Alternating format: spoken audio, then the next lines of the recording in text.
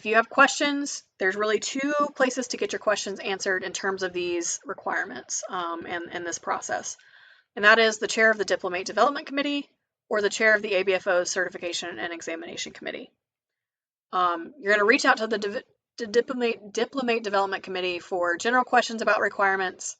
What does this mean, interpreting these requirements? Those are the kinds of things that committee is really designed to help with. You're going to reach out to them for general questions about the application process. Hey, what do I need to use? What do I need to submit? How do I compile all of this? What order does it need to be in? That sort of thing. The DDC can help with that. Let's say you've turned your application in and you've been accepted. Now you have questions about the examination process. Some of those general questions the DDC can also help with. And then lastly, you may just be still really early in this process, or maybe you're not, and you just have some general questions about the ABFO. The Diplomate Development Committee is, again, kind of the bridge between interested individuals and the board itself. So those kinds of questions will come to the DDC.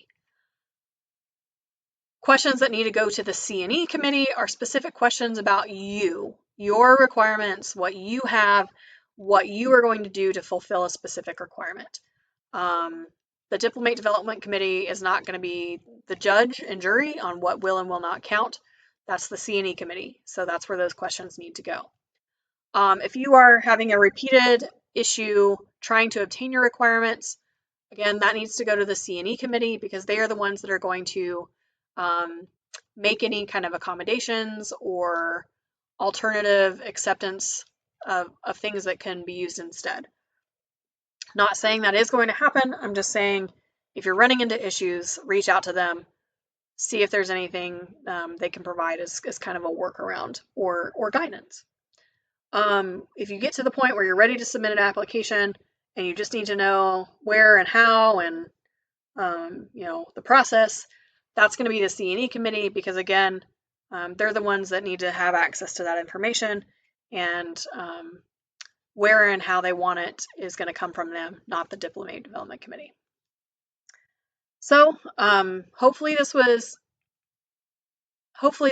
informative. Hopefully this helped you kind of interpret all these requirements and maybe have a better idea of how to approach getting this accomplished. I am Shaunatha Collier, so I am the current chair of the Diplomate Development Committee. I am here to be a resource. My committee is here to be a resource.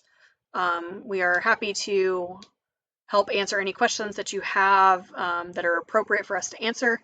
Again, keep in mind the questions that need to go to the C&E committee. But that is my email. That's the best way to get a hold of me.